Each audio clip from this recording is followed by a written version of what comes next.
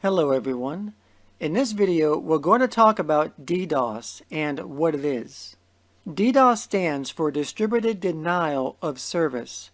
And what this is, it's basically a cyber attack on a specific server or network with the intended purpose of disrupting that network or server's normal operation. And a DDoS attack does this by flooding the targeted network or server with a constant flood of traffic, such as fraudulent requests, which overwhelms the system, causing a disruption or denial of service to legitimate traffic.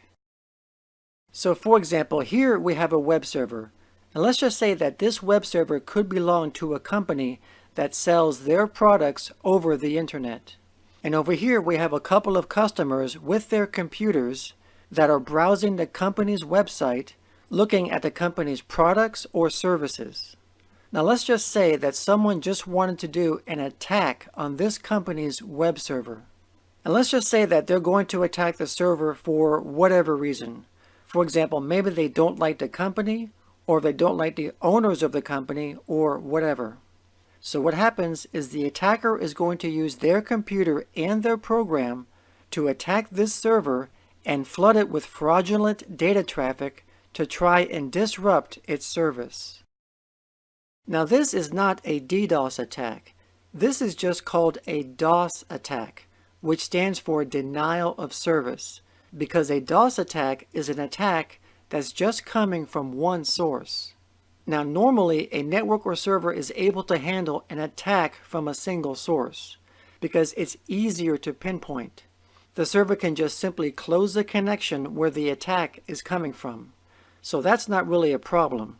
However, the problem is that what if an attack comes from multiple sources simultaneously? And that is what a DDoS is. A DDoS is an attack from multiple sources all at once. So this computer here, who is the ringleader, can communicate with other computers around the world and coordinate an attack on this server. So now, instead of an attack coming from a single source, the server now has to deal with an attack from multiple sources. And when this happens, it will overwhelm the server. It will eat up the server's system resources, such as the CPU and memory, and it will also eat up network bandwidth. So as a result, these legitimate computers over here are going to be denied service because the server is too preoccupied in dealing with a DDoS attack. So the web pages that these computers want to access are either not going to load, or they are going to be very slow in loading, and they'll get that familiar spinning wheel of lag on their screens. So the question is, how does the attacker get other computers to get involved in a DDoS attack? And the simple answer is by using malicious software. The attacker will develop a malware program and distribute it over the internet and put it on things like websites and email attachments. So if a vulnerable computer goes to these infected websites or opens these infected email attachments, the malware will be installed on their computer without the owner even knowing that their computer has been infected. So now their computer has been recruited in an army of other infected computers to perform a DDoS attack. And this army of infected computers is what's called a botnet. Now this botnet is not just limited to a few computers. This botnet could be hundreds or even thousands of computers that are scattered all over the world.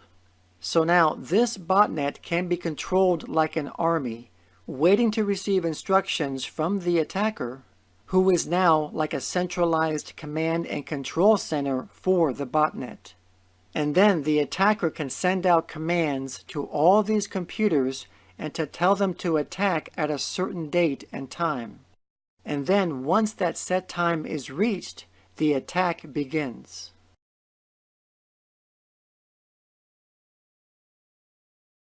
Now a DDoS attack can last for hours or even days. It just depends on the attacker's intent. So another question is, why do people do DDoS attacks? DDoS attacks can happen for several different reasons. For example, it could be for financial reasons, and the attacker is DDoSing a competitor in the marketplace. It could also be for maybe political reasons. Maybe they don't like the targeted organization's beliefs. Or it could also be that maybe the attacker is just doing it for fun.